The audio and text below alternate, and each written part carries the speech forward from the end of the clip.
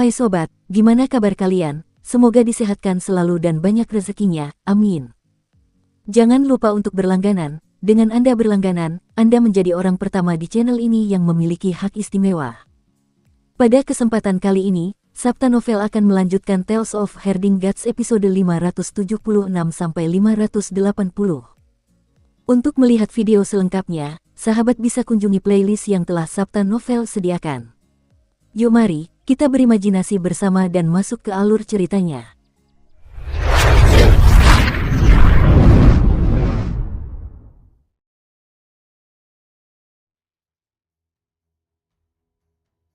Sungguh dunia yang indah. Wang Muran, Master Dao Lin Xuan, dan yang lainnya mengagumi kemegahan langit kaisar tertinggi. Ada dua matahari di langit, yang membuat mereka berseru tak henti-hentinya. Jauh di kejauhan, altar-altar pengorbanan besar memancarkan cahaya hitam ke awan. Kelompok itu tidak menyangka bahwa hal seperti itu adalah pemandangan abnormal yang disebabkan oleh turunnya para leluhur iblis. Ketika saya mendengar bahwa mataharinya tak tertahankan untuk dilihat, saya tidak berani datang, kata Master Dao Lin Xuan sambil tersenyum. Baru sekarang setelah guru kerajaan memulai rekonstruksinya, saya berani masuk. Mereka tiba di pinggiran kota Li, tempat banyak tentara datang untuk memeriksa mereka. Ketika mereka mendengar bahwa mereka adalah praktisi seni dewa perdamaian abadi, mereka buru-buru berkata, banyak iblis yang keluar akhir-akhir ini, jadi kami terpaksa memperketat keamanan, maafkan kami. Wang Muran melihat sekeliling dan melihat tentara sedang berlatih di luar kota. Bendera-bendera pertempuran berkibar tertiup angin, sementara para praktisi seni dewa berlarian bak serigala dan menyerbu formasi raksasa bak babi hutan. Kultivasi mereka semua luar biasa, dan kekuatan tempur mereka sangat kuat, membuatnya ingin sekali menguji kemampuannya. Muran, tenanglah, kata pertapa King Yu. Warisan Kaisar Langit Tertinggi sudah lengkap, dan setingkat lebih tinggi daripada kedamaian abadi. Meskipun kau telah mendapatkan warisan dari Feng Du, kau masih lebih rendah daripada para praktisi seni ilahi Kaisar Langit Tertinggi. Jika kau ingin bertukar petunjuk dengan seseorang, kau perlu menemukan praktisi seni ilahi yang tingkatannya lebih rendah darimu. Wang Muran tidak mau menerima itu dan menggelengkan kepalanya. Paman senior, selain Master Sekte Qin, aku belum pernah kalah dari siapapun di alam yang sama di Eternal Peace. Master Dao Lin Xuan mengangkat alisnya dan batuk. Wang Muran menatapnya dan berbicara dengan kecepatan yang tidak terlalu cepat atau terlalu lambat. Apakah Master Dao Lin Xuan punya pendapat? Master Dao Lin Xuan tersenyum dan berkata, kalau kita belum pernah bertarung sebelumnya, bagaimana kau tahu kau tidak akan kalah dari siapapun? Cahaya di mata Wang Muran semakin terang. Kau benar, kau dan aku sama-sama pemimpin di aliansi surga, tapi kita belum pernah bertarung sebelumnya. Lagi pula, kau adalah Master Dao dari Sekte Dao, jadi posisimu jauh lebih tinggi daripadaku. Aku hanyalah murid Little Jade Capital. Namun, semakin tinggi posisimu, semakin sedikit kau dituntut untuk bertarung. Aku ingin tahu apakah kau masih bisa bertarung. Kau telah bertarung dengan banyak orang, tetapi mereka semua lebih lemah darimu. Terkadang, pertarungan dengan praktisi yang kuat bisa melebihi 100 pertarungan dengan orang biasa. Bagaimana pendapat kakak senior Muran? Tanya Master Dao Lin Xuan santai. Semangat juang mereka berkobar dan mereka hendak bergerak ketika sebuah gemuruh dahsyat terdengar. Mereka melihat dua jenderal wanita bertarung dalam formasi, mereka adalah Putri Yuxiu dari Eternal Peace dan Saintes Si Yunxiang dari Heavenly Saint Jude. Kedua wanita itu bertugas melatih kam yang berbeda, dan mereka bertarung dengan sengit sejak menit pertama mereka bentrok. Ling Yuxiu mengangkat kakinya untuk menghentakkan kaki dengan keras, dan lumpur beterbangan ke langit. Kilatan petir yang tak terhitung jumlahnya langsung muncul di langit, dan membentuk pusaran air besar. Naga-naga hijau petir menari-nari di dalamnya. Ledakan, kedua wanita itu bertabrakan, dan petir menyambar di sekitar mereka. Ling Yuxiu mengayunkan palunya, dan naga hijau petir yang tak terhitung jumlahnya turun dari langit. Berbagai seni ilahi meledak, kekuatan mereka begitu besar sehingga kelopak mata Wang Muran dan Master Dao Lin Xuan berkedut hebat. Jalan yang ditempuh Ling Yuxiu adalah perpaduan teknik bertarung dan mantra Dao. Dengan menyembunyikan seni ilahi mantra dalam teknik bertarungnya, ia menggunakan petir untuk memurnikan tubuhnya, dan kekuatan sihirnya sangat padat. Kekuatan seni ilahinya sungguh mengerikan. Si Yunxiang, yang sedang melawannya, telah mengambil jalan menyembunyikan pedang dalam seni ilahinya. Dia telah mewarisi titik-titik kuat seni ilahi sekte orang suci surgawi, keanehan dan ketidakpastiannya. Dalam hal kultivasi, dia lebih rendah dari Ling Yuxiu, Tetapi dengan menggabungkan semua jenis seni ilahi sekte orang suci surgawi, dia dapat mengeluarkan kekuatan yang luar biasa. Betapa biasnya master sekte yang memberimu teknik misteri tertinggi naga leluhur. Lasisiu, bahkan jika kau membunuhku, aku tetaplah nyonya sekte yang sebenarnya. Lasisiang, kaulah wanita simpanan sekte itu. Akulah yang menikah lebih dulu, jadi kaulah yang paling belakang. Kami adalah kekasih masa kecil dengan si penggembala sapi dan telah lama bertukar tanda cinta. Palu besar ini pemberiannya kepadaku. Pah, tanda cinta macam apa itu palu besar? Kalau begitu, master sekte akan terikat padaku seumur hidup karena dia memberiku pedang pelindung juniornya. Pah, kau jelas-jelas memerasnya dan bahkan menjualnya setelah itu. Dao Master Lin Xuan, Wang Muran, dan yang lainnya berdiri dengan mata terbelalak. Segala macam seni dan keterampilan ilahi meledak dalam formasi pertempuran kedua gadis itu. Kekuatan mereka benar-benar mengerikan. Hanya saja mereka membiarkan amarah menguasai diri mereka, dan ketika formasi pertempuran berubah, mereka terus bertarung alih-alih menindaklanjutinya. Tiba-tiba, seorang gadis muda berkepang panjang datang di antara mereka berdua dan memisahkan mereka. Kakak-kakak, ini latihan, bukan pertarungan hidup dan mati sungguhan. Sang Hua, apakah kamu akan ikut campur? Ketiga gadis itu bertarung hingga langit runtuh dan bumi terbelah. Lin Xuan dan Wang Muran saling memandang dengan takjub, hati mereka terasa berat. Mereka tidak mengenali Sang Hua, tetapi mereka sangat akrab dengan Si Yun Xiang dan Ling Yuxiu. Kedua gadis ini juga anggota aliansi surga, dan meskipun mereka luar biasa, kemampuan mereka sedikit lebih rendah daripada mereka. Ling Yuxiu dan Si Yun Xiang telah memasuki surga kaisar tertinggi lebih awal dari mereka, dan hanya dalam 1 bulan, kultivasi mereka telah meningkat ke tingkat yang tak pernah mereka bayangkan. Ini benar-benar memberi mereka banyak tekanan. Hanya sebulan tidak bertemu mereka, dan kita mungkin tidak akan bisa mengalahkan mereka. Mengapa kita harus berebut siapa yang lebih kuat? Master Dao Lin Xuan tersenyum pahit. Kita harus menjadi murid yang taat dan mempelajari jalur kultivasi kaisar langit tertinggi. Wang Muran mengangguk. Putri Xiu dan Santasi yang bisa mengalami peningkatan drastis dalam waktu sesingkat itu, pasti ada kekurangan besar dalam sistem kultivasi Eternal Peace. Selama kita menambal kelemahan ini, kemampuan kita juga akan berpeluang untuk meningkat pesat. Formasi pertempuran berubah, dan lebih banyak pasukan datang ke medan perang. Master Dao Lin Xuan melihat ke sekeliling dan melihat banyak cendekiawan Eternal Peace berlatih bersama pasukan. Kemampuan Wei Yong, Kim Yu, Chen Wangyun, Yue Qinghong, dan yang lainnya juga meningkat pesat. Peningkatan kekuatan tempur mereka sangat signifikan. Hal ini semakin menekan kedua pemuda itu. Su Senghua memasuki surga kaisar tertinggi beberapa hari lebih awal dari kita, dan dia orang yang sangat pintar. Kurasa dia sudah memahami keajaiban kultivasi surga kaisar tertinggi dan lulus ujian pagoda penekan dewa dengan mudah. Mereka berjalan memasuki kota dan melihat banyak aula akademi suci surgawi di kedua sisi jalan. Para cendekiawan di dalamnya sedang mendengarkan jalan kultivasi yang diajarkan oleh para praktisi kuat dari alam jembatan ilahi dan para dewa dari surga kaisar tertinggi.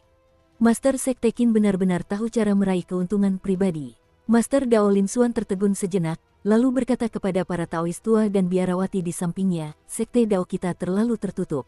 Kita harus mempelajari jalur kultivasi kaisar langit tertinggi, jika tidak, kita tidak akan pernah bisa bangkit dari tekanan Sekte Suci Surgawi. Metode Master Sekte Qin bagus, dan selama masih bermanfaat, kita akan mempelajarinya. Dan Yang Zi dan yang lainnya mengakuinya. Setelah melewati sebuah istana, mereka mendengar suara-suara Buddha bergema di udara. Di dalamnya, para biksu terkemuka dari biara petir agung sedang duduk di sebuah aula. Di tengah-tengah mereka adalah Rulaima. Banyak biksu terkemuka melantunkan mantra Buddha dan lapisan-lapisan surga Buddha melayang di atas kepala mereka. 20 surga menjadi semakin nyata. Para Buddha, Dewa, dan Bodhisattva di setiap surga semakin terlihat, seolah-olah mereka berjalan menuju realitas dari kehampaan.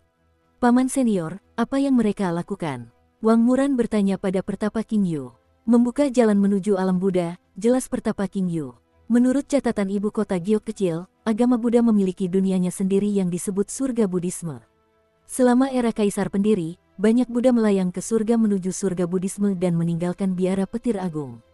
Setelah era Kaisar Pendiri berakhir, jalan menuju alam Buddha terputus. Bahkan langit pun palsu, karena merupakan segel raksasa, wajar saja jika mereka tidak bisa pergi ke alam Buddha.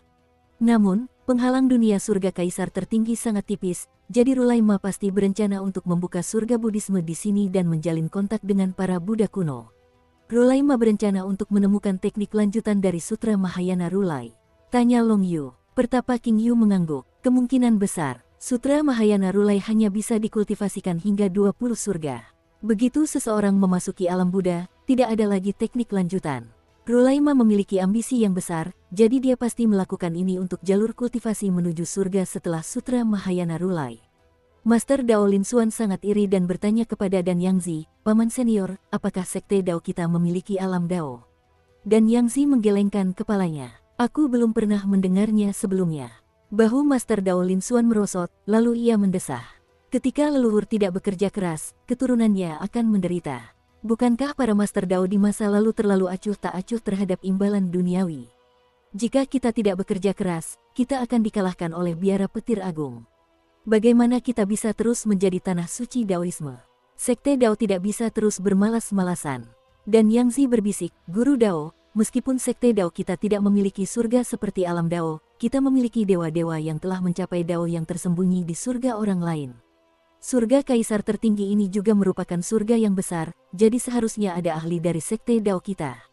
Selama kita menemukannya, kita akan dapat menyempurnakan sistem kultivasi Taoisme sekte Dao kita dan menyempurnakan 14 tulisan pedang Dao. Kita bahkan dapat memperoleh teknik misteri tertinggi praselestial yang lengkap." Semangat Master Dao Lin Xuan bangkit, tetapi ia segera kembali murung. "Jelas tidak ada ahli dari sekte Dao kita di sini, kalau tidak, bagaimana mungkin aljabar di sini seburuk ini?" Saat mereka sedang berbicara, seorang dewa dari Kaisar Langit Tertinggi berjalan mendekat, mengenakan jubah Dao dan memegang kebutaan ekor kuda. Dengan aura seorang dewa, ia bertanya, "Apakah teman-temanmu berasal dari sekte Dao?" Dao Master Lin Xuan dan para Daois sekte Dao lainnya sangat gembira. Lin Xuan buru-buru membalas sapaan itu dan bertanya dengan suara gemetar, "Junior Lin Xuan malu menjadi Dao Master sekte Dao. Apakah senior adalah seorang ahli yang telah mencapai Dao dari sekte Dao kita?" "Senang," Dewa Kaisar Langit Tertinggi berkata, "kau memang dari sekte Dao. Aku juga dianggap dari sekte Dao. Namaku Cha, sedangkan nama dalam agama adalah Daois Cha. Awalnya aku adalah binatang aneh yang menjaga gerbang Kunlun, tetapi ketika bencana melanda, aku mengikuti Daois King Tian untuk mencapai Dao. Setelah dia meninggal dalam pertempuran, aku tetap berada di Kaisar Langit Tertinggi ini." Semua penganut Tao menatap dengan mata terbelalak, tidak tahu harus berbuat apa. Rupanya, memang ada seorang ahli sekte Dao di surga Kaisar Tertinggi, tetapi dia adalah binatang aneh yang telah menjaga gerbang sebelum mencapai Dao. Ini berarti bahwa dia tidak mahir dalam teknik misteri tertinggi praselestial dan pedang Dao. Itu karena semua seni bela diri pamungkas sekte Dao dibangun di atas fondasi aljabar, dan karena aljabar Kaisar Tertinggi surga sangat buruk, sama sekali tidak mungkin ada aljabar mendalam yang bisa diturunkan. Taois Cha pasti banyak mengandalkan teknik lain untuk mencapai Dao. Para Taois semuanya kecewa, tetapi Master Dao Lin Xuan memaksakan senyum. "Akhir-akhir ini, senior Cha mengalami masa-masa sulit. Bisakah senior mempermudah segalanya dan membantu sekte Dao kita untuk menetap? Mereka adalah teman Dao dari Little Jade Capital, dan untuk sementara mereka juga tidak punya tempat tinggal." Daois Cha tersenyum pada mereka. "Ini sederhana, Master Sekte Qin dan Guru Kekaisaran Perdamaian Abadi memberi instruksi bahwa selama mereka yang datang adalah teman-teman dari Perdamaian Abadi, kita tidak boleh berpuas diri. Kalau dipikir-pikir, kalian kenal Master Sekte Qin, kan?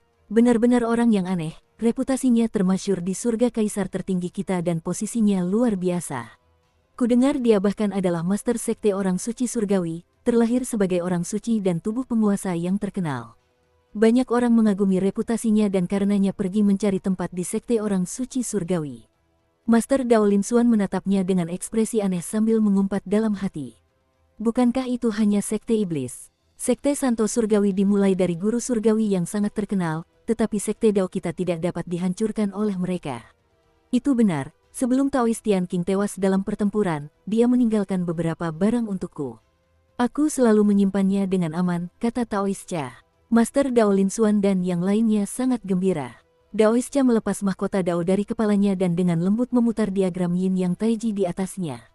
Ia mengeluarkan beberapa buku, sebuah garpu, dan beberapa potongan dinding batu dengan jejak pedang di atasnya.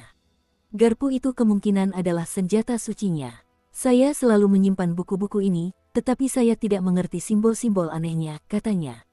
Rambut putih tebal tumbuh dari bagian depan kepalanya hingga ke belakang, sementara rambut di pelipisnya berwarna hitam. Tidak seperti penganut Tao lainnya yang rambutnya digulung, ia memiliki potongan rambut cepak. Rambut putih di bagian atas kepalanya dicukur rapi dan membuatnya tampak sangat bersemangat. Pendeta Tao bertopeng datar menusukkan garpu itu kembali ke mahkota daunnya dan menyegelnya dengan segel taiji sebelum menaruh kembali mahkota itu di kepalanya. Master Dao Lin Xuan membolak-balik buku dan memeriksa jejak pedang di lempengan batu. Jantungnya berdebar kencang, dan dia tidak bisa menahan tangis. Master saya dan Master Dao sebelumnya telah mempelajari pedang ke-14 sepanjang hidup mereka, tetapi mereka tidak pernah bisa memahaminya sepenuhnya. Ternyata teori yang mendalam tidak terletak pada pedang, tetapi pada fenomena astronomi. Jika Master masih hidup, dia akan sangat senang. Banyak penganut Tao yang teringat dengan guru Tao terdahulu dan menangis. Begitu Master Dao Lin Xuan melirik buku-buku itu, ia membagikannya kepada semua orang. Buku-buku itu berisi teknik misteri tertinggi praselestial dan pelajaran dari Daois King Tian setelah ia mempelajari keterampilan pedang lanjutan dari pedang Dao. Taois Tian King telah mencatat semuanya dengan sangat rinci, dan perhitungannya sangat teliti. Maka tak heran jika Taois Cha pun tak dapat memahaminya. Paman senior King Yu, apakah ibu kota Giok kecil kita memiliki warisan yang mendalam? Wang Muran bertanya dengan suara rendah. Pertapa King Yu menggelengkan kepalanya. Kami tidak, bukankah ibu kota Giok kecil kita adalah tanah suci nomor 1 di kedamaian abadi? Sekte Dao dan biara petir besar keduanya memiliki warisan yang lebih dalam, tetapi ibu kota Giok kecil kita tidak, jadi bagaimana kita bisa melawan mereka? Bahkan sekte orang suci surgawi memiliki guru surgawi, jadi bagaimana mungkin ibu kota Giok kecil kita tidak memiliki teknik tingkat dewa yang diwariskan oleh praktisi kuat seperti Kaisar Giok dan sebagainya? Wang Muran berkata dengan marah. Ibu kota Giok kecil kita selalu menjauhkan diri dari urusan duniawi dan tidak pernah memperjuangkan gelar tanah suci nomor 1, kata Pertapa King Yu dengan sabar. Itu adalah reputasi palsu yang diberikan orang-orang di dunia kepada kita, akan lebih baik jika kita tidak memilikinya. Wang Muran terdiam karena marah, dan dia hanya bisa berbalik untuk bertanya kepada Daois Cha dengan putus asa. Daois, bolehkah aku bertanya di mana Master Sekte? Ketua Sekte Qin, banyak orang yang mencarinya hari ini, dan mereka semua orang aneh, bahkan ada yang menunggangi banteng. Namun, ketua sekte tidak berada di kota Li saat ini. Dia pergi sedikit lebih awal dan mengatakan bahwa dia akan pergi ke iblis untuk melatih tunggangannya.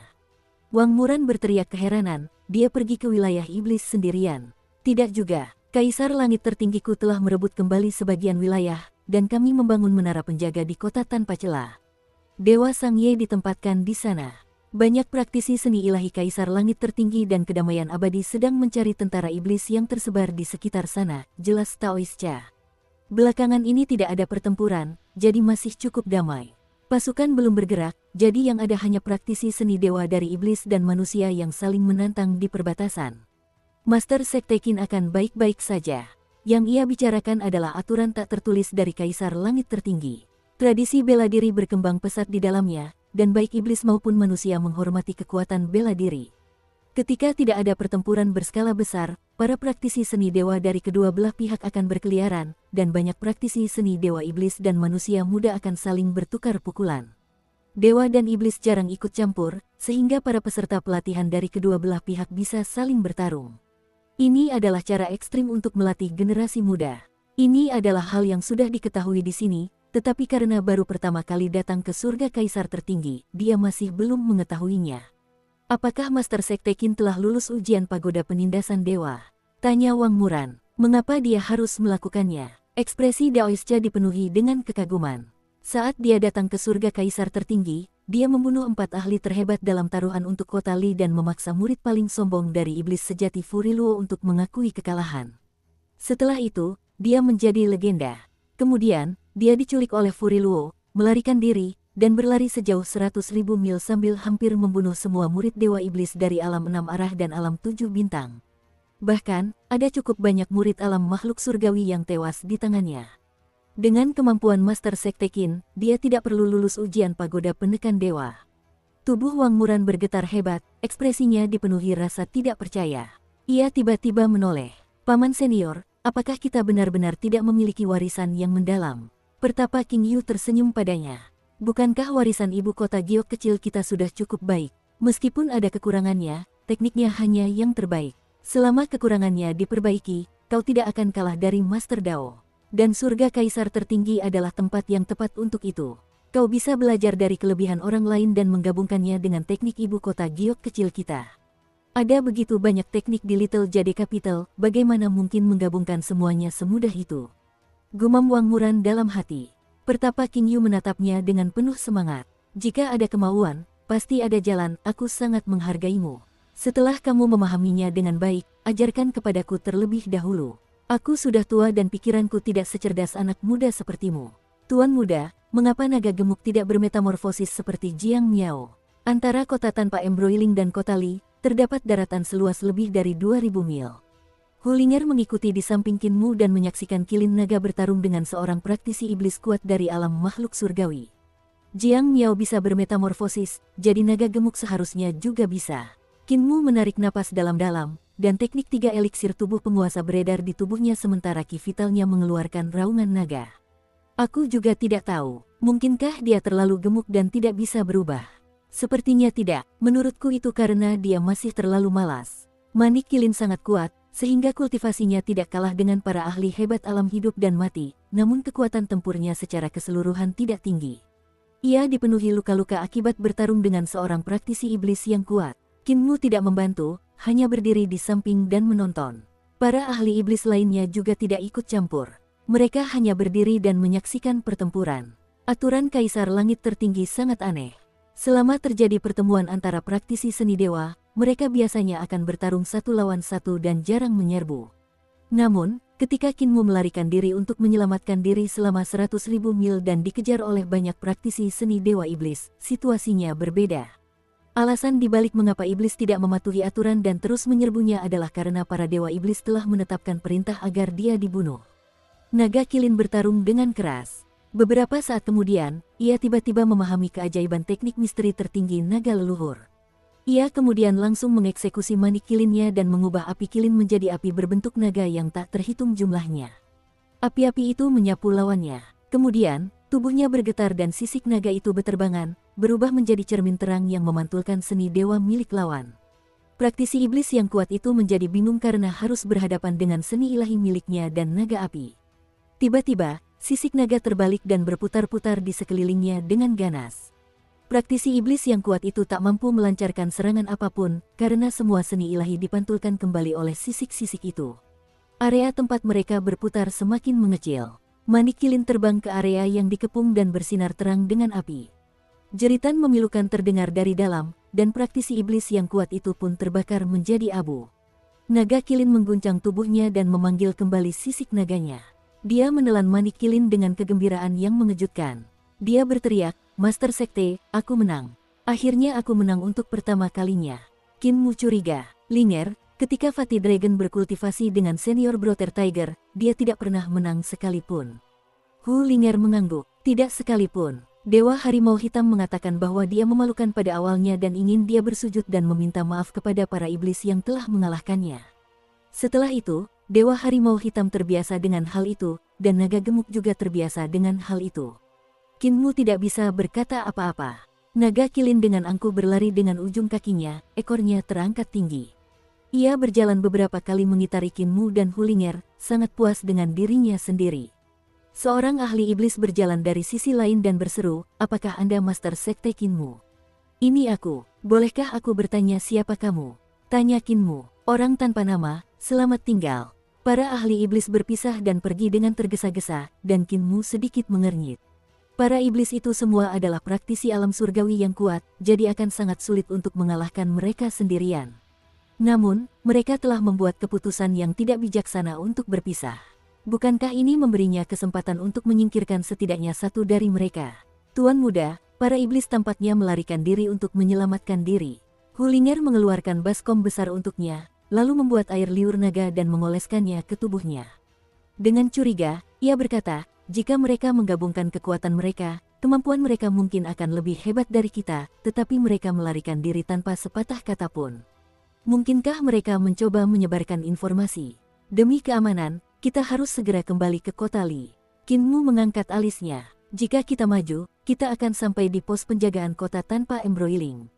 Kita terlalu jauh dari kota Li, menara penjaganya lebih dekat. Dengan Dewa Sang Ye, iblis biasa tidak akan berani datang." Ia melompat ke punggung naga kilin, dan Hulinger melakukan hal yang sama dengan baskomnya. Naga kilin itu segera berlari menuju kota tanpa terlilit. Masih ada 200 mil jauhnya, tetapi Kinmu sudah bisa melihat aura Dewa Sang Ye dari jauh. Itu adalah cahaya ilahi yang dipancarkan oleh Dewa Sang Ye dan mencapai awan seperti pilar. Itulah tujuan seorang penjaga, untuk menunjukkan tempat yang aman bagi para praktisi seni ilahi kaisar tertinggi surga yang berada di alam liar. Jika mereka dalam bahaya, mereka dapat menuju ke sana untuk berlindung. Tiba-tiba, terdengar suara gembira. Apakah Anda Master Sekte Qin? Sebuah gunung kecil tampak seperti desa di tengah hutan belantara di sekitar mereka. Ada beberapa praktisi seni dewa dari Kaisar Langit Tertinggi yang sedang beristirahat di sana. Merekalah satu-satunya orang di sekitar. Kelompok itu terdiri dari wajah-wajah yang familiar. Salah satu gadis bernama Guan He, yang diperkenalkan kepada Kinmu oleh Yu He, adalah seorang ahli alam makhluk surgawi. Ia berada di peringkat 9 surga kaisar tertinggi pada levelnya, dan kemampuannya sangat kuat. Dia adalah murid seorang dewa dan mahir dalam ilmu pedang. Karena Kinmu sedang memperluas sekte Santo Surgawi di surga kaisar tertinggi, dia telah menunjuk Guan He sebagai kepala aula balai pedang cabang baru. Guan He, kenapa kalian ada di sini? Kinmu melompat turun dari punggung naga kilin dan melihat ke arah praktisi seni dewa lainnya. Mereka juga adalah kepala aula dan ahli dupa dari sekte orang suci surgawi Kaisar Langit Tertinggi. Itu benar-benar Master Sekte, kata Guan He sambil tersenyum. Kami sedang berlatih di sekitar sini ketika kami bertemu beberapa ahli iblis. Salah satu dari mereka sangat kuat, jadi aku harus bertarung sekuat tenaga sebelum mengeksekusinya. Kinmu melihat ke arah yang ditunjuknya dan mengenali ahli iblis itu sebagai salah satu dari mereka yang telah melarikan diri.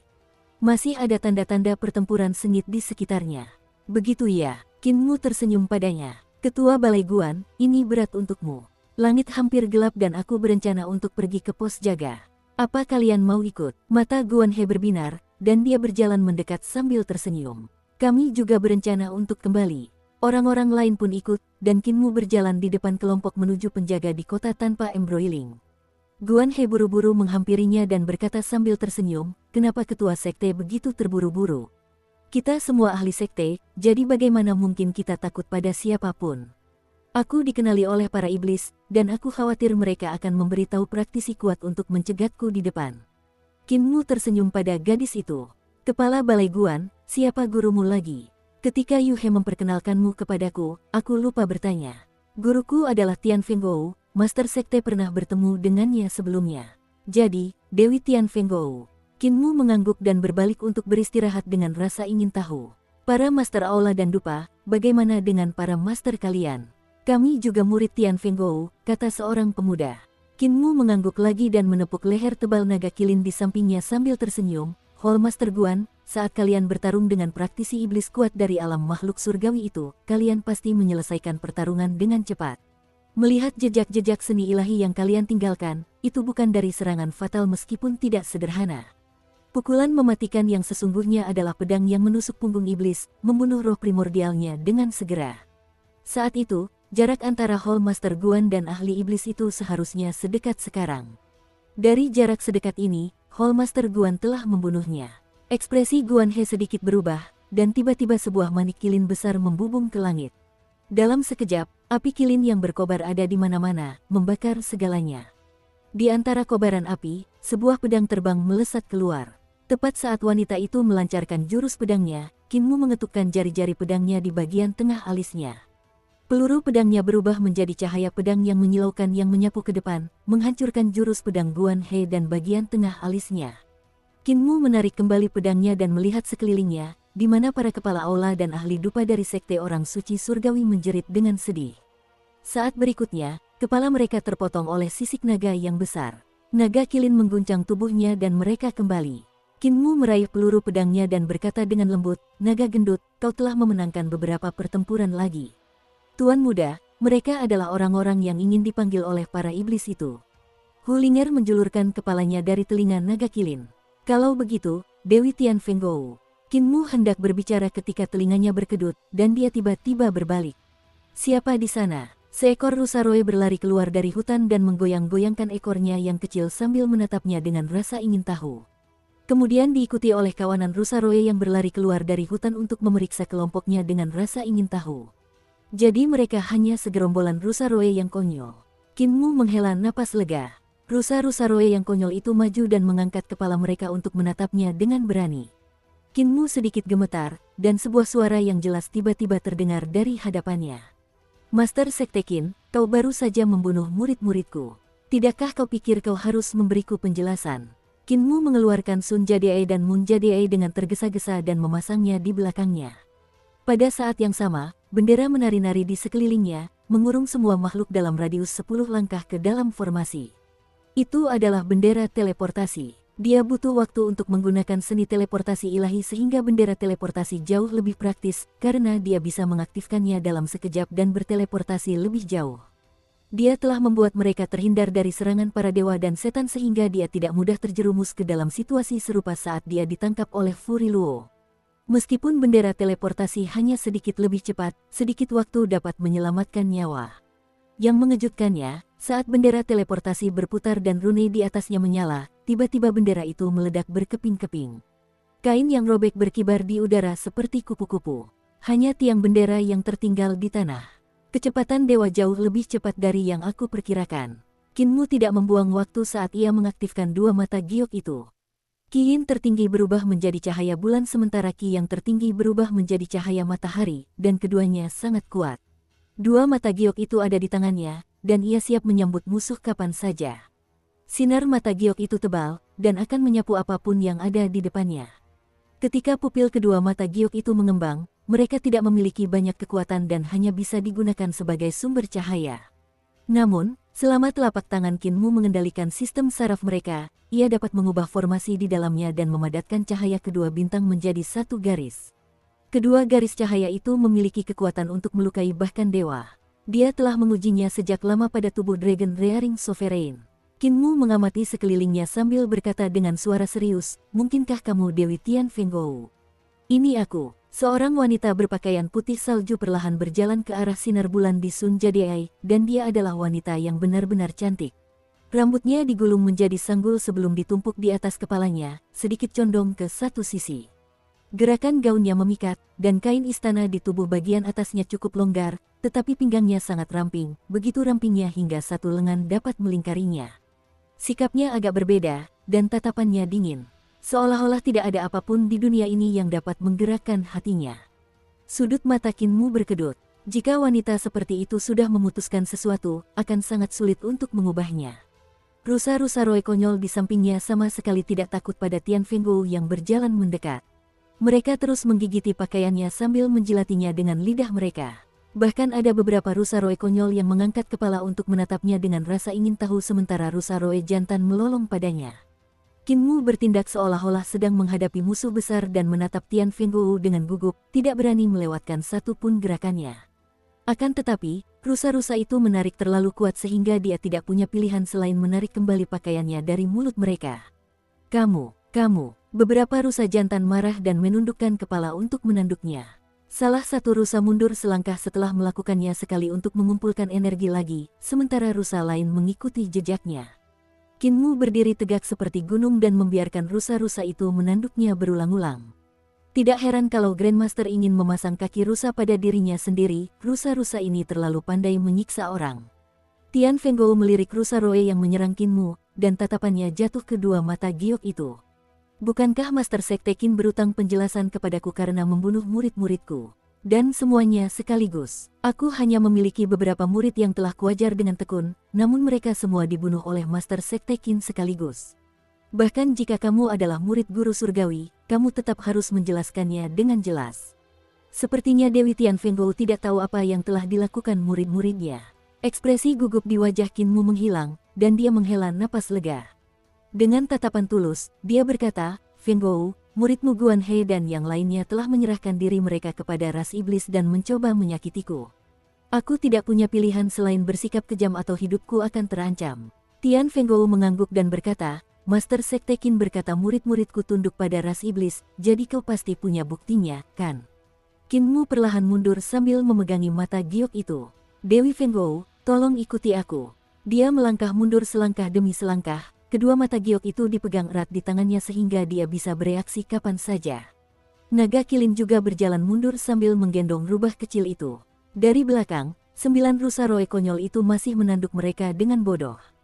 Mereka sangat keras kepala. Qin Mu perlahan kembali ke desa pegunungan kecil dan berkata dengan sungguh-sungguh, "Fenggou, silakan lihat." Tian Fenggou menatap mayat praktisi iblis kuat dari alam makhluk surgawi, dan pupil matanya mengerut. Jejak-jejak seni ilahi di sini adalah milik murid-murid Fenggou, kan?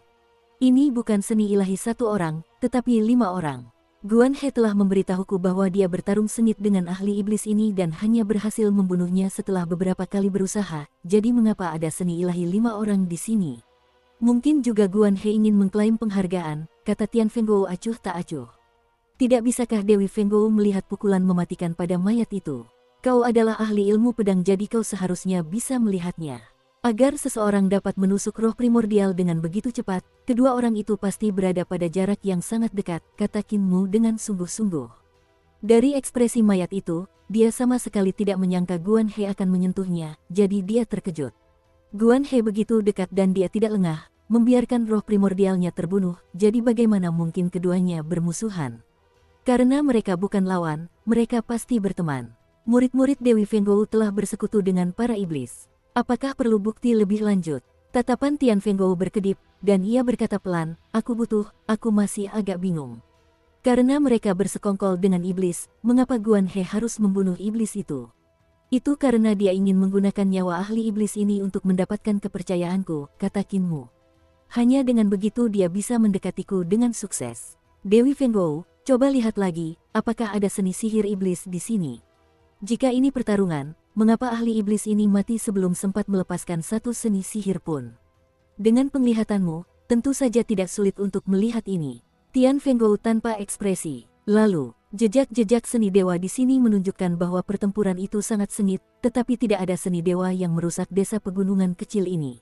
Mereka bahkan belum menyentuhnya. Ini berarti mereka berlima terlibat. Saat itu, mereka telah mengeluarkan seni dewa mereka dari desa pegunungan kecil ini untuk menghancurkan tempat kejadian. Ini tentu bisa dianggap sebagai bukti, kan? Dukung terus channel YouTube Sabta Novel. Tian Fenggou menghela napas gemetar dan senyum mengembang di wajahnya yang tanpa ekspresi. Ia berkata lembut, Master Sekte Qin bijaksana dan tidak memihak. Sepertinya murid-muridku memang telah tunduk pada ras iblis. Aku lalai dalam memilih murid-muridku dan hampir menyebabkan masalah besar. Wajah Hulinger penuh kecurigaan, tetapi Qin Mu tampak seolah beban telah terlepas dari pundaknya dan berkata sambil tersenyum, aku tidak bisa menyalahkan seseorang yang dibiarkan dalam kegelapan. Para iblis memang jahat, dan mereka sangat licik. Dewi Fenggou hanya dibutakan oleh mereka untuk sementara waktu, kau akan menyadarinya di masa depan dan utamakan kebenaran di atas keluarga. Di belakangnya, rusa-rusa roe yang konyol itu masih menyundulnya. Qin Mu mengusap pantatnya yang terasa perih. Rusa-rusa roe ini sungguh kejam dan tangguh. Tian Fenggou masih tersenyum padanya. Karena kesalahpahaman sudah selesai, aku tidak akan mengganggu. Siapa di sana? Suaranya sedikit menusuk telinga, tetapi tepat saat ia berbicara, suara Dewa Sang Ye terdengar. Fenggou, jangan salah paham, ini aku. Qin Mu akhirnya rileks, dan tangannya yang memegangi mata giok itu mengendur. Telapak tangannya basah oleh keringat dingin. Hulinger juga merasakan beban di pundaknya dan berkata dengan lembut, Tuan muda. Qin Mu menggelengkan kepalanya. Tidak sekarang. Dia telah memperhatikan beberapa waktu lalu bahwa cahaya suci yang dipancarkan Dewa Sang Ye tiba-tiba menghilang dari penjaga di kota tanpa embroiling. Dewa itu pasti telah menemukan aktivitas di sini. Lagi pula, Qin Mu telah membunuh Guan He dengan jurus pertama pedang bencana. Bencana pembukaan itu sangat dahsyat, dan cahaya pedang sejauh 10 mil meledak hampir dalam sekejap. Dewa Sang Ye pasti akan menyadari hal seperti itu. Dewa itu pernah melihat gerakan Qin Mu sebelumnya, jadi dia pasti akan bergegas begitu melihatnya. Itu karena lawan yang mengharuskan Qin Mu menggunakan pedang bencana pastilah musuh yang tangguh. Ketika dia datang untuk memeriksa, tidak masalah lagi apakah Tian Fenggou mata-mata ras iblis atau bukan. Apapun masalahnya, Qin Mu aman. Saat dia mundur selangkah demi selangkah, berjalan menuju desa pegunungan kecil, mungkin tampak seperti dia sedang menjelaskan berbagai hal kepada Tian Fenggou, tetapi sebenarnya dia melakukan itu untuk Dewa Sang Ye. Jadi, kakak senior Sang Ye. Tian Fenggou merasa lega, ekspresinya kembali tenang. Sebelumnya, Master Sekte Qin dan aku sempat salah paham, tapi sekarang sudah beres. Dewa Sang Ye menghampiri dan berkata, senang sekali kesalahpahaman ini terselesaikan, tetapi ada satu hal yang membuatku sangat bingung. Mengapa semua murid kakak senior Fengguo tunduk pada iblis? Wajar jika seseorang melakukannya ketika dihadapkan pada pilihan hidup dan mati, karena sulit bagi seseorang untuk tetap setia pada kebaikan atau kejahatan dalam situasi seperti itu. Tetapi ketika seluruh keluarga mengkhianati tanah air mereka, rasanya agak aneh. Tian Fengguo mengangkat alisnya dan berkata, apa pendapat Dewa Sang Ye tentang ini? Dewa Sang Ye berjalan melewati Qin Mu dan berhenti di depan Tian Fengguo. Ketika kelima murid tunduk pada iblis, sulit untuk tidak menduga bahwa guru mungkin juga melakukannya. Fengguo dulunya adalah nyonya kota Kopling, kan? 1500 tahun yang lalu, ketika kota itu diserbu, hanya Anda dan sebagian kecil rakyat Anda yang masih hidup. Di sisi lain, ketika kota mendekatku diserbu, meskipun seluruh keluargaku tewas dalam pertempuran, hanya menyisakan aku dan putriku sebagai satu-satunya yang selamat, aku telah melindungi cukup banyak rakyat jelata kota mendekat. Jumlah mereka yang selamat 10 kali lipat lebih banyak. Ia meletakkan tangannya di belakang punggung. Ada juga Adorning, Returning, Conjuring People, Great Possessing, dan kota-kota dewa lainnya yang kutahu. Jumlah penyintas di sana jauh lebih banyak daripada di kota Kopling Fengguo. Tatapan mata Qin Mu berkedip, lalu dia menatap telapak tangan di belakang punggung Dewa Sang Ye. Mereka membuat beberapa gerakan aneh yang berarti bahwa situasinya mendesak dan mereka harus segera pergi. Mungkinkah Dewa Sang Ye bukan tandingan Tian Fengguo? Qin Mu tercengang, tetapi ia masih terbatuk. Dewa Dua, aku masih ada urusan, jadi aku pamit dulu.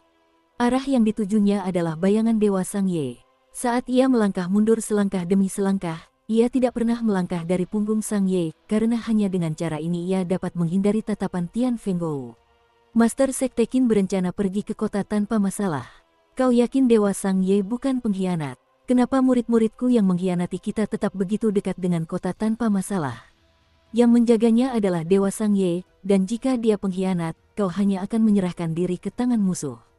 Pasti ada Dewa Iblis yang menunggumu di sana. Kau sangat pintar, jadi kau tidak akan membahayakan dirimu sendiri, kan? Kepala Hulinger terasa berat, dan ia merasa pikirannya tidak cukup cepat. Ia bertanya dengan suara rendah, Tuan Muda, siapa di antara mereka yang berkhianat?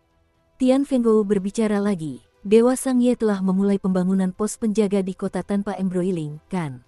Pos penjaga itu berada tepat di wilayah iblis, dan sudah lebih dari setengah bulan sejak selesai, tetapi belum ada Dewa Iblis yang datang mencari masalah. Apakah keberuntunganmu hanya sebagus itu, atau ada hal lain? Qin Mu berhenti, kepalanya juga terasa berat. Sungguh aneh bahwa tidak ada Dewa Iblis yang datang mencari masalah dengan Dewa Sang Ye bahkan setelah dia membangun penjaga di wilayah iblis. Tian Fengguo melanjutkan, meskipun tidak banyak orang di kota Koplingku yang selamat, masih ada 2 dewa lain selain aku. Berapa banyak dewa di kota mendekatmu yang selamat? Tidak ada satupun selain kau, kan?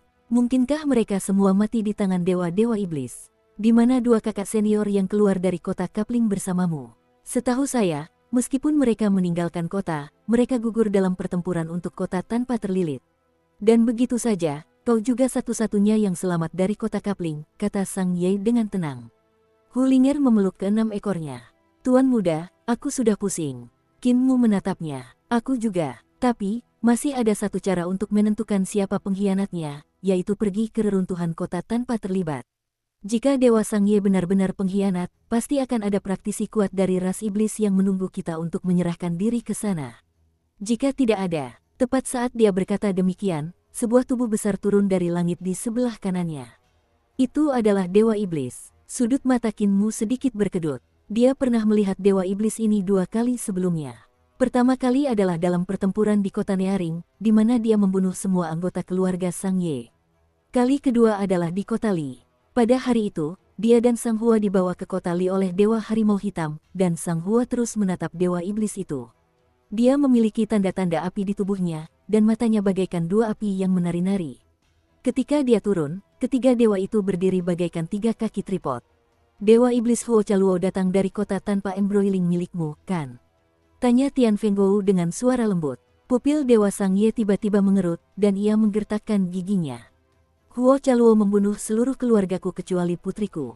Bagaimana mungkin aku tunduk pada ras iblis, padanya? Huo Chaluo sedikit mengernyit. Suaranya menggelegar dan mengguncang hutan.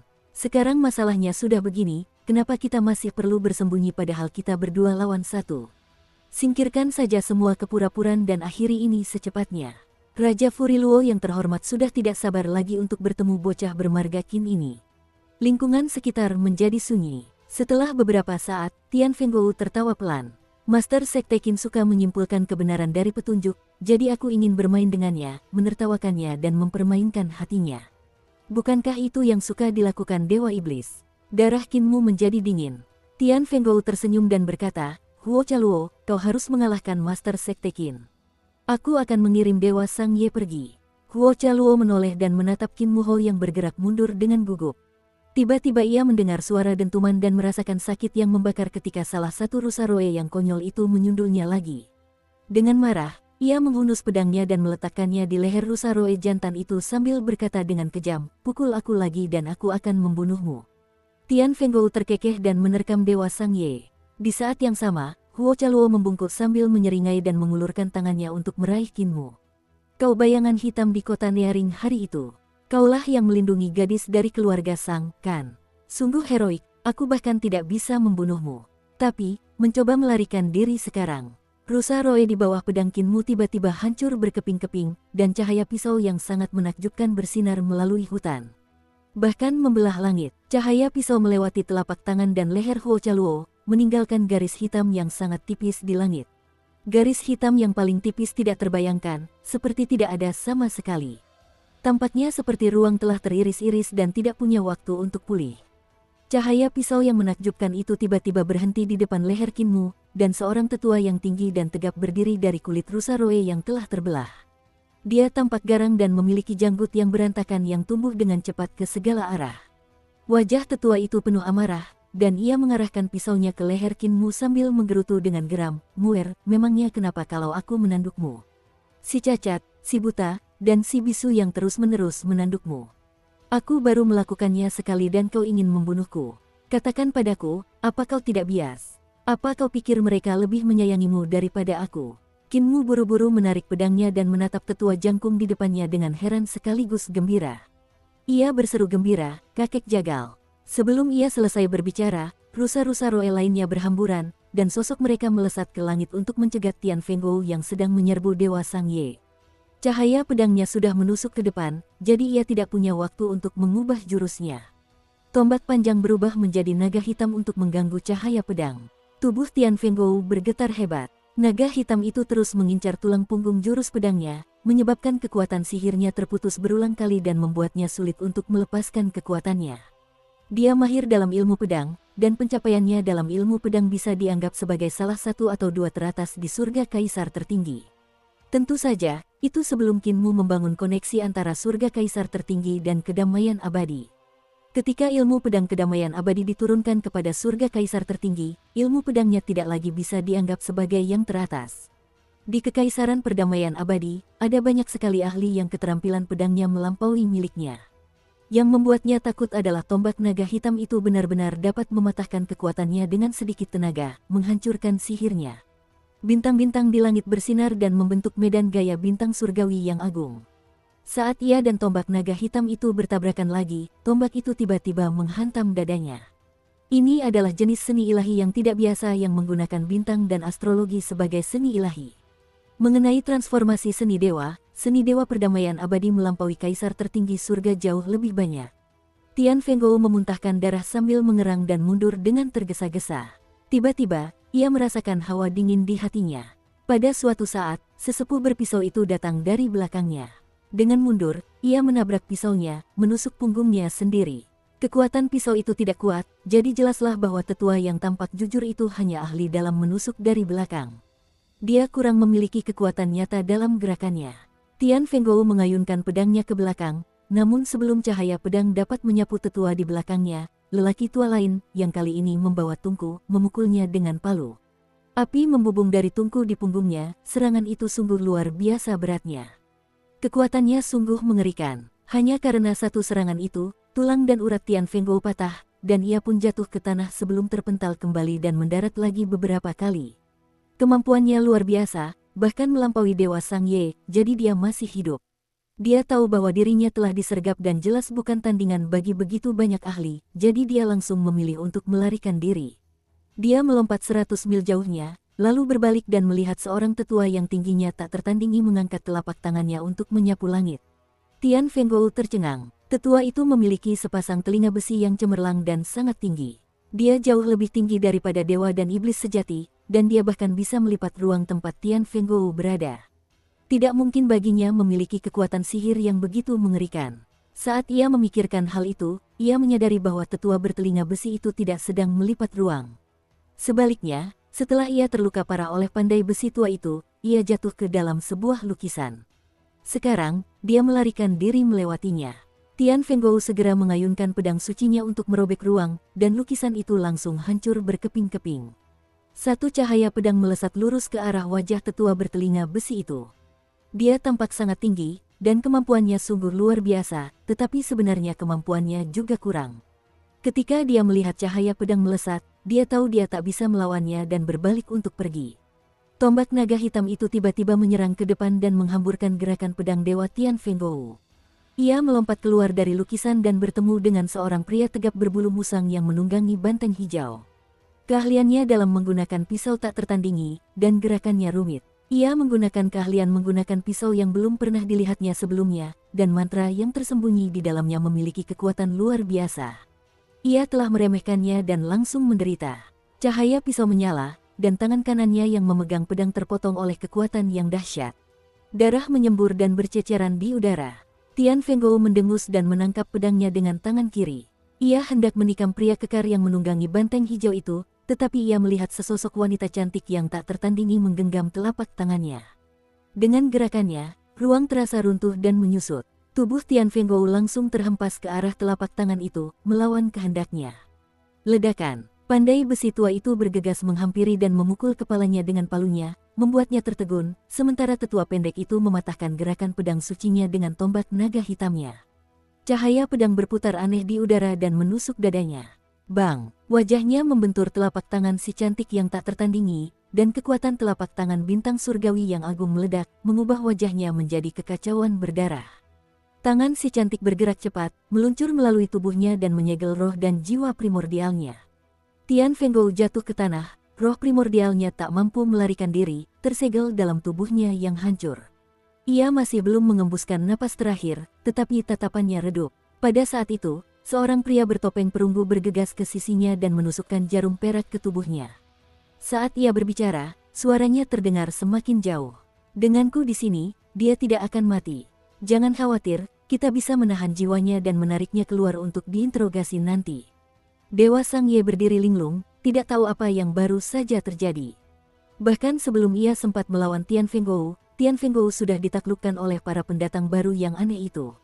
Namun, Tian Fenggou adalah sosok yang sangat kuat. Meskipun kekuatannya tidak sehebat dewa sejati, dia tidak jauh darinya.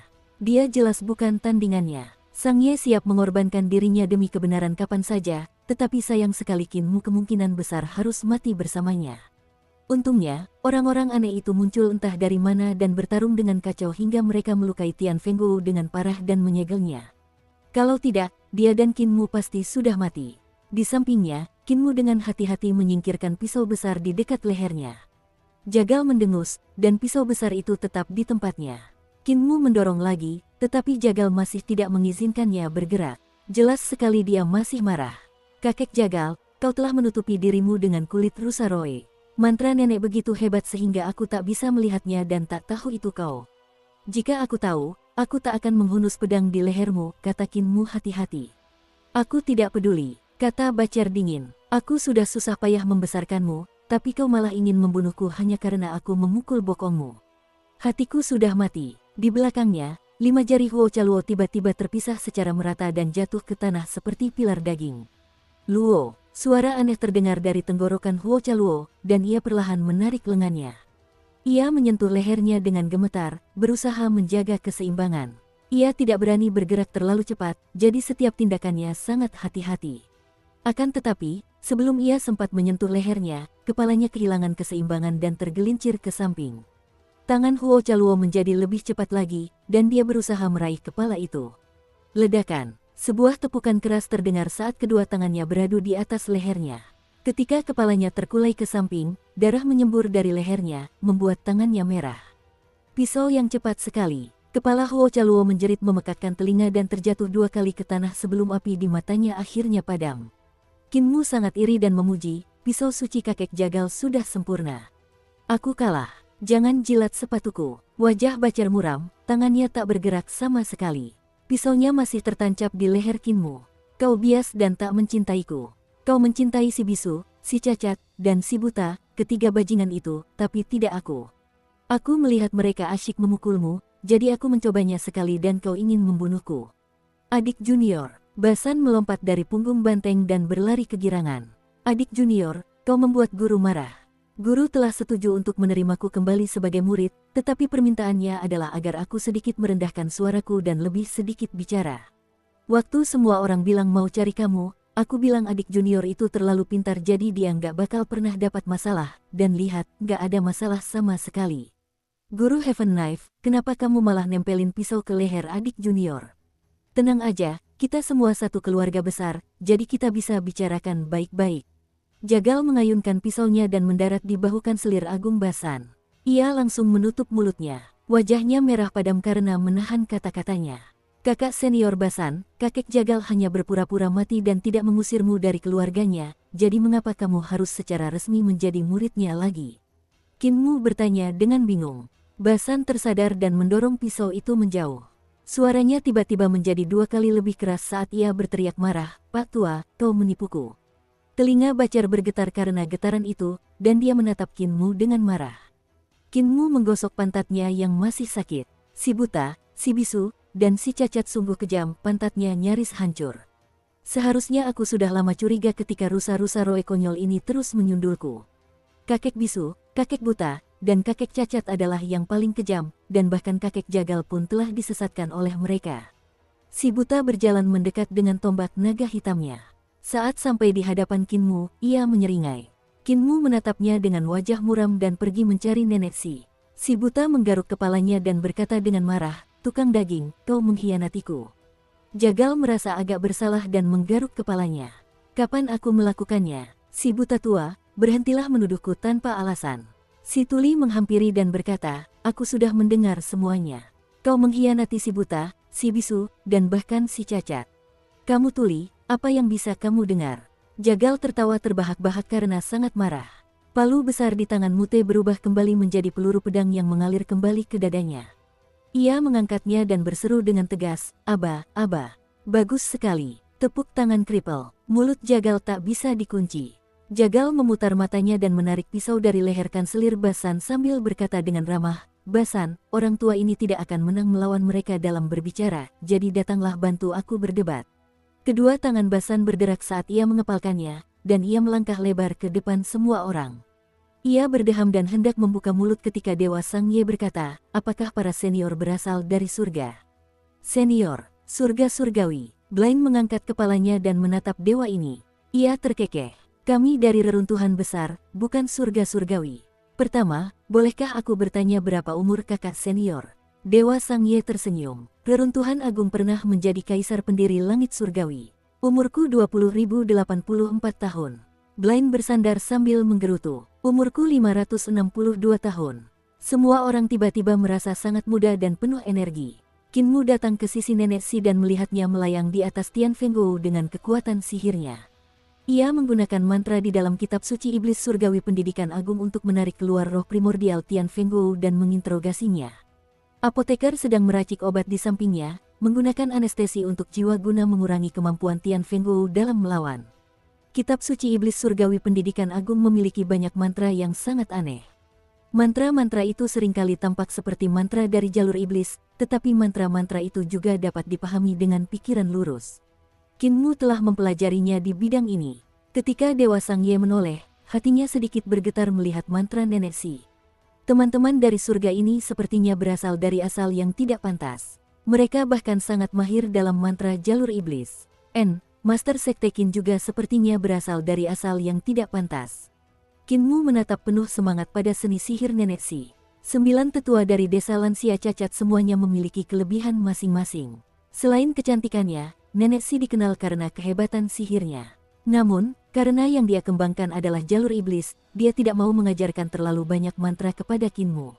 Dia hanya membiarkan kepala desa, tukang daging, dan matua yang mengajarinya. Kemudian, ketika Kinmu menjadi pemimpin muda Sekte Iblis Surgawi, dia telah memberikan kitab suci Iblis Surgawi Pendidikan Agung kepadanya dan membiarkannya memahaminya sendiri.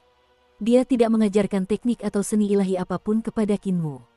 Hal ini terutama karena ia menempuh jalan setan dan pemahamannya tentang kitab suci Iblis Surgawi Pendidikan Agung agak kurang. Ia berharap jika Kinmu mengikuti Tuli, Matua, dan yang lainnya dalam berkultivasi dan membaca kitab suci, ia akan memiliki pemahaman yang lebih tepat tentang kitab suci Iblis Surgawi Pendidikan Agung. Kinmu awalnya acuh tak acuh terhadap kebenaran atau iblis, tetapi kemudian ia menyadari bahwa keduanya lahir dari hati. Ketika niat jahat, betapapun benarnya mantranya, tetaplah jahat. Dan jika niatnya benar, maka betapapun jahatnya mantranya, tetaplah benar. Itulah sebabnya ia pada dasarnya tidak memiliki masalah untuk beralih antara kebenaran dan iblis. Setelah itu, Kinmu menemukan bahwa pergulatan antara kebenaran dan iblis adalah pergulatan hati sedangkan pergulatan antara dewa dan iblis adalah pergulatan pendirian dan kelangsungan hidup. Oleh karena itu, ia pun menjadi semakin tidak peduli dengan pergulatan antara kebenaran dan iblis. Di masa lalu, ketika dia bertarung dengan biara petir besar, Sekte Dao, dan sekte lainnya, dia telah lama meninggalkan semua prasangka dan tidak menaruh pertikaian antara orang benar dan iblis di dalam hatinya. Kini, ia bahkan telah membuka harta karun ilahi jalan iblis dan sudah setengah jalan menuju jalan iblis. Cakrawalanya bahkan lebih luas dari sebelumnya. Itulah pertumbuhan. Seseorang biasanya tumbuh tanpa disadari, tanpa menyadarinya. Namun, ketika mereka menengok ke belakang, mereka akan menyadari bahwa mereka terus bertumbuh, pikiran mereka pun semakin matang. Sekalipun Dewa Sang Ye adalah dewa yang berdiri tinggi di atas, cakrawalanya mungkin tidak lebih tinggi dari Kinmu. Selain bakat dan pemahaman pribadi, kesempatan juga menjadi faktornya. Sejak muda, Kinmu telah menjalani pendidikan dari 9 tetua desa lansia cacat, kemudian meninggalkan reruntuhan besar tepat pada saat reformasi perdamaian abadi. Jika kelahiran dan pengalamannya di Youdu dan Fengdu ditambahkan, wawasannya bisa dikatakan telah mencapai puncak yang sangat tinggi. Nenek Si akhirnya merebut roh primordial Tian Fenggou dari tubuhnya. Roh itu terikat, jadi dia tidak bisa melarikan diri. Jika berhasil, roh itu bisa mengambil alih tubuh orang lain atau bahkan roh rumput atau pohon. Kalau dewa mengambil tubuh seseorang, itu akan menjadi kerasukan, dan kalau dia mengambil tubuh roh rumput atau pohon, itu akan menjadi kultivasi yang berbeda. Siapa di antara kalian yang akan menginterogasinya? Tanya Nenek Si sambil menoleh ke belakang. Dia pasti tahu banyak rahasia ras iblis, jadi akan sangat berguna bagi Kaisar Langit Tertinggi jika kita bisa mendapatkan informasi itu darinya. Metodeku terlalu kejam dan tidak cocok untuk menginterogasinya, lagi pula dia cantik. Dewa Sang Ye sedang memperkenalkan diri kepada si buta dan yang lainnya ketika mendengar itu dan bergidik. Ia melirik tubuh Tian Fenggou. Sungguh kejam, wanita ini pertama-tama meratakan dada Tian Fenggou sebelum meratakan wajahnya juga. Tatapannya jatuh pada wajah Nenek Si, dan ia merasa sulit untuk mengalihkan pandangannya. Dalam hatinya, pikiran untuk mencari ibu tiri bagi Sang Ye tiba-tiba muncul, tetapi ia buru-buru menenangkan diri. Ia mengalihkan pandangannya, tidak berani memiliki pikiran yang tidak pantas. Kita harus menyerahkan urusan interogasi Tian Fenggou kepada Dewa Sejati Pang Yu. Bagaimanapun, Tian Fenggou adalah dewa dari surga kaisar tertinggiku, dan dia juga seorang pemimpin dengan jabatan tinggi. Akan agak tidak pantas jika kita menginterogasinya secara pribadi. Kripel terkekeh dan berkata, kenapa repot-repot? Biar apoteker memberinya makan serangga dan dia pasti akan mengakui semuanya hanya dalam 2 jam. Kita juga bisa meminta kakek buta menggunakan kecepatan naga hitamnya untuk memisahkan embrio roh dan jiwa roh primordialnya, mengubahnya menjadi manusia biasa. Kata Hulinger penuh semangat. Si buta mengelus kepala kecilnya dan berkata sambil tersenyum, tombakku ini namanya Long Tuo. Ini bukan tombak naga hitam. Itu benar, tombak naga hitam di punggungnya tiba-tiba hidup dan berenang mengelilingi rubah kecil itu. Naga hitam yang hanya tersisa tulang belulangnya itu berkata perlahan, namaku Long Tuo, dan aku Raja Naga dari ras iblis. Dan kau benar sekali, tuanku dan aku memang bisa memisahkan jiwanya dari roh primordialnya, meskipun itu akan sangat menyakitkan. Hulinger mengamati tombak ilahi Long Tuo dan tiba-tiba teringat sebuah ide. Ia buru-buru mengangkat tangannya dengan mata berbinar. Aku masih punya. Aku punya ide lain. Kita bisa meminta kakek bisu untuk meleburnya di tungku pembakarannya untuk mengubah roh primordialnya menjadi air sebelum menuangkan besi cair ke atasnya. Kita lihat saja apakah dia mau bicara atau tidak. Rubah kecil ini juga tidak mudah dihadapi. Dewa Sangye bergidik dan buru-buru berkata, biarkan aku membawanya pergi untuk diinterogasi. Tuan-tuan, aku pergi dulu. Kota tanpa embroiling ada di depan kita, jadi tolong bantu aku menjaganya selama 2 hari. Setelah berkata begitu, ia meraih tubuh dan roh primordial Tian Fenggou dan pergi dengan tergesa-gesa. Nenek, kakek apoteker, mengapa kalian semua datang ke surga kaisar tertinggi? Kinmu segera bertanya. Nenek Si mengangkat tangannya dan mengelus kepala Kinmu. Kinmu segera menundukkan kepalanya agar Nenek Si bisa terus mengelus sambil tersenyum. Kamu sudah tumbuh lebih tinggi lagi dan akan segera menyusul apoteker. Kalau kamu tumbuh lebih tinggi sedikit lagi, si buta hanya akan bisa mencapai pinggangmu. Si buta tidak senang mendengarnya. Nenek, tubuhku masih terus tumbuh. Apa nenek lihat Dewa Sangye tadi? Usianya 20.000 tahun dan tingginya mengerikan. Itu menunjukkan bahwa semakin lama kita hidup, semakin tinggi kita akan tumbuh. Nenek Si memutar matanya ke arahnya. Buta, kecerdasanmu juga hanya setinggi itu. Muer, kami datang untuk menemuimu dan melihat metode kultivasi di sini, untuk melihat apakah kami dapat menemukan cara untuk menerobos. Kami semua telah mencapai titik jenuh, dan praktisi seni ilahi dari Kaisar tertinggi surga yang telah kau kirim ke Akademi Orang Suci Surgawi cukup berguna. Kami mengamati mereka dan belajar sedikit, tetapi jika kami menginginkan seluruh sistem kultivasi, kami masih perlu datang ke Kaisar tertinggi surga untuk mencari metode yang lebih mendalam. Kinmu memang telah berdiskusi dengan guru kekaisaran Eternal Peace dan Dewa Sejati Pang Yu untuk mengirimkan beberapa praktisi seni dewa muda ke Eternal Peace guna mempelajari jalur, keterampilan, dan seni dewa. Pada saat yang sama, mereka dapat mewariskan teknik Kaisar Langit tertinggi kepada Eternal Peace, menambal kekurangan dalam pengembangan teknik Eternal Peace. Dengan para praktisi seni dewa di kedua belah pihak yang saling melengkapi, mereka semua dapat maju dengan kecepatan yang mengagumkan. Namun, itu hanya berlaku untuk praktisi seni dewa. Bagi orang-orang seperti Nenek Si yang telah menambal jembatan dewa dan memasuki istana surgawi, atau praktisi kuat yang akan memasuki istana surgawi, itu belum cukup. Lagi pula, para praktisi seni ilahi Kaisar tertinggi surga yang menuju kedamaian abadi untuk mencari ilmu biasanya tidak memiliki kultivasi yang tinggi. Terlebih lagi, Nenek Si dan yang lainnya membutuhkan sistem kultivasi tingkat dewa. Kinmu memikirkannya sejenak, lalu berkata, kalau begitu, siapa yang bertanggung jawab atas Akademi Suci Surgawi sekarang? Raja Surgawi Si, Raja Surgawi Yu, dan yang lainnya. Ada juga beberapa tetua di sana, kata Nenek Si sambil terkekeh. Para sarjana Kaisar tertinggi surga sangat bodoh dan sangat bodoh.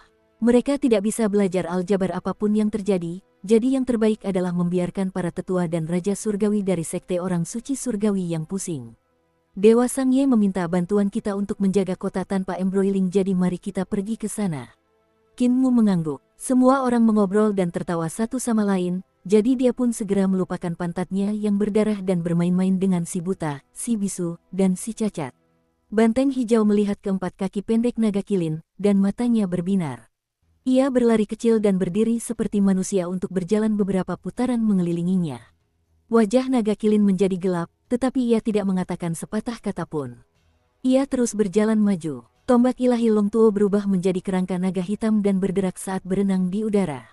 Mendekati Hulinger, ia menjulurkan kepalanya dan mengangkat rubah kecil itu sambil bertanya dengan rasa ingin tahu, mereka punya dendam. Bagaimana mungkin itu hanya dendam? Itu kebencian terhadap istri yang dirampas. Bisik Hulinger. Ia menceritakan semua yang ia ketahui, tentang bagaimana dendam antara naga kilin dan banteng hijau bermula sejak Kinmu masuk Universitas Kekaisaran. Banteng hijau memang genit, tetapi ia buta dan mengira naga kilin betina. Ia mengganggunya setiap hari ketika melewati gerbang gunung dan bahkan memberinya bunga dan rumput. Naga kilin tahu ia tak mampu mengalahkan Basan, jadi ia hanya bisa menderita dalam diam sebelum menyihir Kinmu untuk melumpuhkan banteng hijau itu dengan anestesi. Kinmu telah menyempurnakan Lost Fragrance, dan ketika tabib istana dari Hall of Supreme Healing mengetahuinya, terjadilah kekacauan besar. Baru pada saat itulah banteng hijau mengetahui bahwa naga kilin adalah jantan dan bersedih cukup lama sebelum akhirnya pergi menggoda beberapa sapi kecil dengan gembira. Tentu saja, kedua binatang aneh itu mulai berseteru setelah kejadian tersebut. Banteng hijau mengira naga kilin itu betina, tapi ternyata jantan. Jadi, bukankah ini seperti kebencian terhadap istri yang disita? Tanya Hulinger. Naga hitam itu menggetarkan kerangkanya dan berkata dengan heran, mereka benar-benar memiliki masa lalu seperti itu. Naga kilin menunduk, tampak tenang, tetapi dia menggerakkan telinganya. Banteng hijau itu mencibir. Kenapa kau menggerakkan telingamu? Dasar gendut sialan, kau sangat kurus dan tampak seperti perempuan, kenapa kau jadi gemuk begini sekarang? Aku bahkan tidak bisa melihat apakah kau berjalan dengan kakimu atau berguling-guling di perutmu. Lihat aku, dia menekuk lengannya dan semua otot di tubuhnya menyembul keluar sambil mencibir. Ini otot, dan yang kau punya hanyalah lemak. Bertarung membuatmu berani dan kuat hanya jika kau sepertiku. Setiap pukulanku menggunakan semua ototku, dan setiap serangan itu kuat. Naga kilin menyipitkan mata dan membuka mulutnya, menyemburkan manik kilin berjari-jari 2 kaki. Manik itu menyala dengan ganas di udara, menerangi sekelilingnya. Banteng hijau itu menggigil dan mundur selangkah, berubah kembali menjadi seekor banteng hijau besar. Dengan ekornya terselip di antara kedua kakinya, ia menyelinap kembali ke sisi Basan. Naga kilin membuka mulutnya untuk memanggil manik kilin dan mencibir. Lemak, tahukah kau berapa banyak usaha yang dibutuhkan untuk memurnikan manik kilin sebesar itu? Hulinger berbisik, naga gendut, sedikit keuntungan saja sudah cukup, tahu kapan harus berhenti. Kalau kalian berdua benar-benar bertarung, kalian mungkin takkan bisa mengalahkan banteng itu. Jumlah pil roh yang kalian minum lebih sedikit daripada jumlah pertarungannya dengan Basan. Hati-hati atau dia akan tahu kalau kalian hanya kuat di luar. Naga kilin menggigil ketakutan. Ia tahu banteng itu maniak pertempuran seperti Basan. Kecepatannya lebih cepat daripada Basan, dan daya tahannya juga lebih baik, jadi jika mereka benar-benar bertarung, ia mungkin bukan lawannya. Aku perlu lebih banyak berlatih teknik misteri tertinggi naga leluhur. Kalau banteng ini tahu aku bukan tandingannya, dia pasti akan menghajarku. Dia mempraktikkan teknik misteri tertinggi naga leluhur dan berlatih dengan tekun. Kinmu melihat ini dan merasa sangat bahagia. Dia berkata sambil tersenyum, aku tidak perlu lagi mengkhawatirkan naga gemuk, dia tahu cara berkultivasi sendiri. Benar, Banteng 2. Banteng hijau itu bergegas berlari dan berkata sambil tersenyum, Tuan Muda, tolong bicara. Tuan Muda lupa, aku Banteng 3. Linger adalah kakak perempuan, si gendut adalah naga 2, dan aku peringkat ketiga. Namun, aku akan segera bisa menyingkirkan naga kilin dan naik ke peringkat kedua. Kinmu tersenyum. Kau juga memiliki garis keturunan naga hijau, kan? Belum lama ini aku menerima teknik yang bahkan lebih kuat daripada teknik 3 eliksir tubuh penguasa. Itu teknik nomor 1 yang pernah kulihat seumur hidupku. Karena kau juga memiliki garis keturunan ras naga, aku akan mengajarkannya padamu. Banteng hijau itu gembira dan berkata sambil tercekat emosi, Tuan kecil begitu baik kepada sapi kecil. Sapi kecil itu tidak punya apa-apa untuk dibalas. Aku hanya bisa membalas kebaikan Tuan kecil dengan mengorbankan nyawaku. Kau menyelamatkan hidupku di Istana Emas, dan aku masih belum berterima kasih padamu. Bagaimana mungkin benda kecil ini berharga? Kata Kinmu sambil tersenyum. Dia mempelajari teknik misteri tertinggi naga leluhur, dan bukan hanya banteng hijau itu yang terpesona, tetapi bahkan Jagal, Nenek si buta, dan yang lainnya pun mabuk. Teknik yang hebat. Jagal menghela napas gemetar dan berkata dengan sungguh-sungguh, teknik dewa yang belum pernah terlihat sebelumnya. Muer, ini seharusnya teknik yang bisa mencapai aula langit Numinous di Istana Surgawi dan naik ke tahta Kaisar, kan? Rasa bahaya yang kuat tumbuh di hati naga kilin, dan ia mengumpat dalam hati. Bagaimana mungkin banteng terkutuk ini bisa mempelajari teknik misteri tertinggi naga leluhur? Apa dia tidak bisa menghajarku sampai mati? Mustahil. Aku harus berkultivasi, dan aku juga harus minum lebih banyak pil vitalitas ilahi elemen air.